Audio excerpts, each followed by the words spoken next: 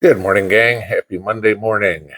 The day we get to dissect everything that happened over the weekend as the media finally decides to go back to work and tell us what we probably already knew anyway, but figure out a little bit of some of the happenings. So, of course, as usual, the world is on edge because of what's going on in Israel, and that's no big surprise that that's where we continue to go because God knows that could bring war to the world. Yeah, just what we all need, right? Because everything isn't foobar enough. So yesterday, kind of interesting as we have the Sunday morning news shows, all the yap where the politicians don't answer questions. They just talk about what they want to, kind of like a debate. Joe Biden decided to sit down with Scott Pelley, and this was last night on 60 Minutes. There's a real interesting question that Pelley, liberal that he is, I mentioned this had to be a super softball interview. Come on. But Scott Pelley asked Joe Biden, would you support the Israeli occupation at Gaza at this point? Okay, fair question. Biden's quote, I think it'd be a big mistake. Look, what happened in Gaza, in my view, is Hamas and other extreme elements of Hamas don't represent all of the Palestinian people. Really. Okay. And I think that it would be a mistake for Israel to occupy Gaza again. Now, I want to pose a question to you here. I want to give you a couple of facts, too, that people don't understand. First off, Palestine was never a country, okay? Before it became Israel, that whole territory in there was a British colony. And the Brits after World War II, gave the territory to Israel. Didn't give it to Palestinians to make a Palestinian state, gave it to the Israelis to make an Israeli state. Okay? There's never been a country of Palestine. There's the first thing. Second off, in that country of Israel, in 2007, the Israelis practically gave Hamas the Gaza Strip, or not Hamas, but the Palestinians, the Gaza Strip, to run as they saw fit, provided there was no violence. Okay? So talk about sticking out an olive branch. Here, we'll let you self-govern over their territory. You can do what you want in it, provided you don't attack us.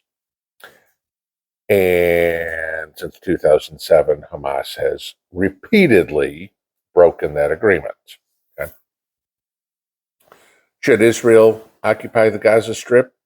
Yeah, it's Israeli territory. Okay, it's part of Israel. There is no Palestinian state.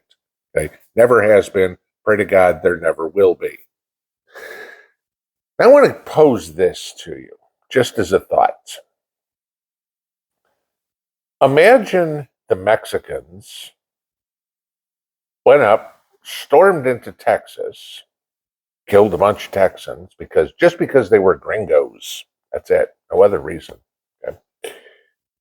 And said the United States stole Texas from Mexico, so we're taking it back. And they start shooting rockets in and killing women and children and raping people and doing all that. Imagine that. Okay. Would the rest of the United States sit back and go, oh well, no big deal? It's the exact same scenario. Would the U.S. government get involved and start storming into Mexico, storming into Texas, and taking Texas back? Yup. Okay. Because it's our territory, not theirs. Right? Exact same scenario. You have borderline illegal occupants in Gaza in reference to Hamas. Okay? Israel does not sponsor terrorism, yet they have one of the most powerful terrorist cells on their territory. They have 100% right to eradicate Hamas. No question. Okay? But so let's see what happens here.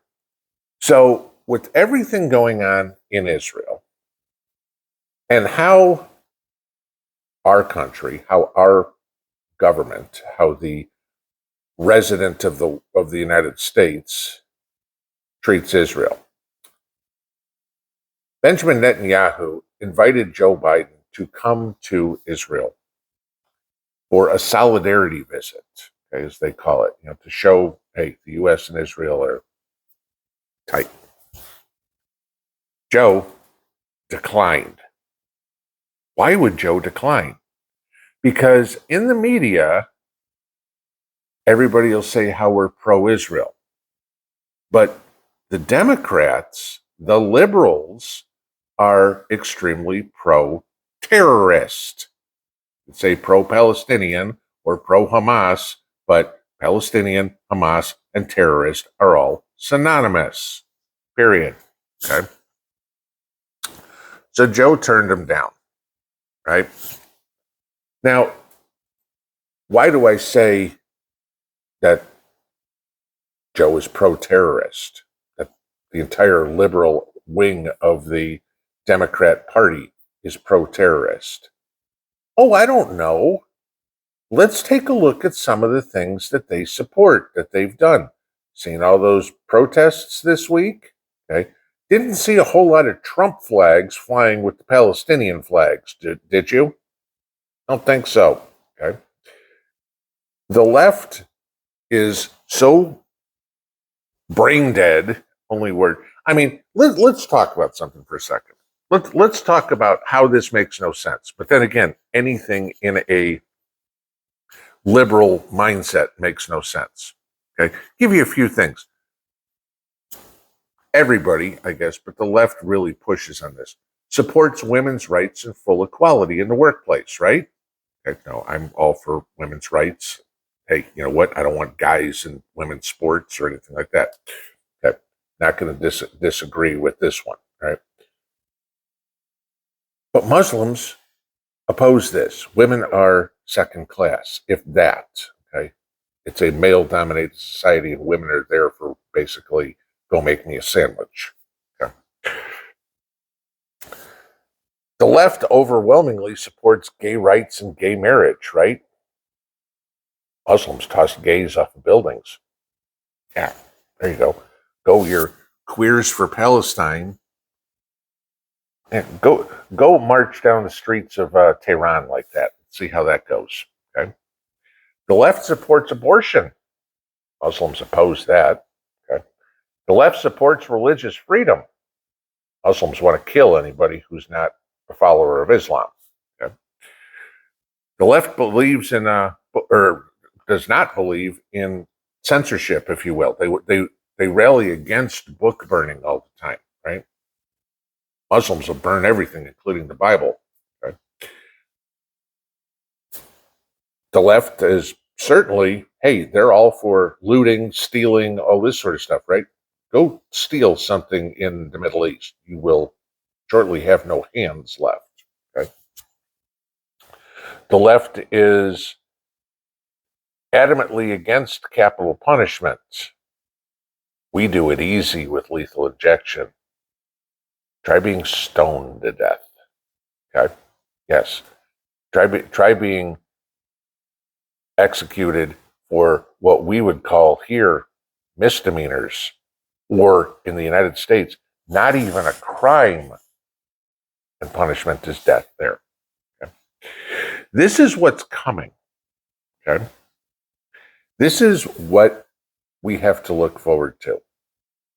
Again, yesterday on the Sunday news shows, Chris Wray, piece of shit that he is, okay, FBI director, quote, here in the U.S., we cannot and do not discount the possibility that Hamas or other foreign terrorist organizations could exploit the conflict to call on their supporters to conduct attacks on our own soil. Now, he also said that there has been no credible attacks yet, or no credible threats, and they are working with state and local law enforcement to pay attention. Okay? However, Remind me how much notice we had for 9/11. Granted, it wasn't a Islamic terrorist, but remind me how much notice we had for Oklahoma City. You know, remind me how much notice we had for Pearl Harbor. None. Okay. Unlike the United States, the rest of the world doesn't come up and say, hey, on Tuesday, we're going to bomb you. That's some idiotic military doctrine we have that we need to tell everybody we're coming. Okay? Israel told the citizens of Gaza, get out, we're coming through like a steamroller. Okay? Why? Because apparently apparently, there are reports that the Biden administration has urged them to to hold off on going in until the Americans can get out of Gaza. First off, what the hell do we have Americans in Gaza for anyway? And second of all, why hasn't Joe gotten them out? What is Joe doing to get them out? Oh, he parked an aircraft carrier in the Med? Cool. Okay. What are the plans? Joe said the other day he's doing everything he can, right? Yeah. As long as you sign the promissory note and then win the lottery, that will come look for you. Okay, that's pretty much what's going on. This is coming. The exact same scenario could happen here. Like I said, Mexico could roll into Texas under the same premise. What would happen? But here's my biggest question. If hypothetically, I mean, not that this would ever happen, but if hypothetically Mexico did decide to run into Texas, or let's say Russia decided to go into Alaska, okay, who'd come to help? Anybody? France, Great Britain, Germany, Canada? Anybody? Israel? Doubtful. Probably not. Most certainly not. They'd talk a big game and say, oh, we support you, we support you. But while the rest of the world wants our tax dollars, yours and mine, what you and I work for, to pay for their problems, who's going to help us? Nobody. Again, like I said, there ain't nobody coming to help us, guys. The end. If something like this ever happens, the only one that you have to count on is the person that you see in the mirror in the morning, or potentially the person you lay next to at night. That's it. That's the harsh reality of what's going on in this world. We're expected to do everything for everybody else, but nobody's coming to help us. Ever. Not our own government, not nothing. I see stories that, Hamas, or I think it was Hamas, no, between Hamas and Hezbollah or something like that, the Arab terrorist groups outnumber the U.S. military 6-1. And I'm like, bring it here. Because at that point, if you've got some 6 million terrorists running around, we got 18 million veterans and a whole bunch of country boys who will be happy to let you go find your 27 virgins. We're 72. Pinball out.